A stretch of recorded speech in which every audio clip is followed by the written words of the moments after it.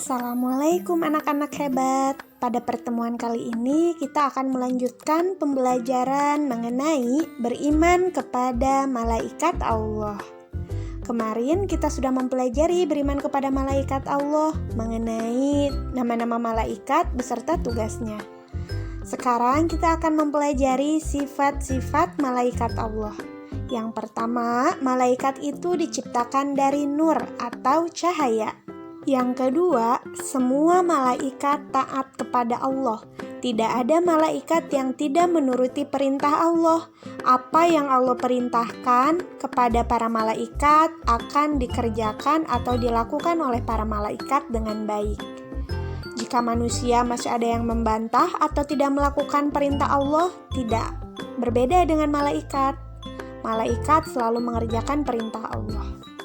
Begitupun yang selanjutnya, malaikat tidak pernah mengingkari Allah. Apa yang Allah perintahkan, apa yang Allah tugaskan akan selalu dilakukan oleh para malaikat sesuai dengan perintah Allah. Malaikat pun hanya mengerjakan perintah Allah, mengikuti apapun yang Allah perintahkan. Kemudian, malaikat adalah utusan yang terpercaya. Tidak mungkin malaikat berbohong, tidak mungkin malaikat ingkar atau mengkhianati. Malaikat itu sangat jujur. Yang selanjutnya, malaikat diciptakan oleh Allah dengan tugas-tugas tertentu, seperti yang sudah anak-anak hafalkan sebelumnya. Masing-masing malaikat memiliki tugasnya yang berbeda-beda. Yang selanjutnya, malaikat itu tidak berjenis kelamin laki-laki ataupun perempuan, berbeda dengan manusia. Karena malaikat pun merupakan makhluk gaib, ada tapi kita tidak bisa melihatnya dengan panca indera kita. Yang selanjutnya, malaikat tidak makan dan tidak juga minum. Jika makhluk hidup Allah yang lainnya makan dan minum, malaikat tidak. Kemudian malaikat tidak akan mati sebelum datangnya hari kiamat. Ini juga berbeda dengan makhluk hidup Allah yang lainnya. Jika manusia, hewan akan mengalami kematian berbeda dengan malaikat. Kemudian malaikat itu gaib, tidak bisa dilihat oleh kita melalui panca indera. Namun Allah betul-betul menciptakannya dan malaikat itu betul-betul ada.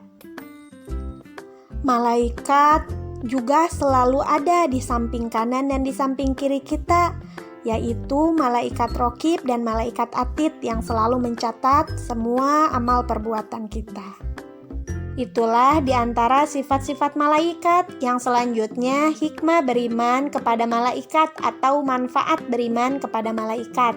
Yang pertama, jika kita percaya malaikat itu ada, berarti kita betul-betul dapat mengetahui dan merasakan kebesaran Allah yang sangat luar biasa.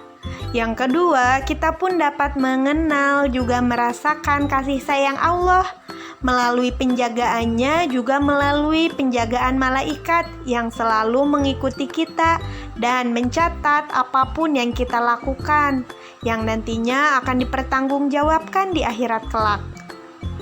Yang selanjutnya, kita akan merasa tenang. Tadi dikarenakan malaikat selalu menjaga kita.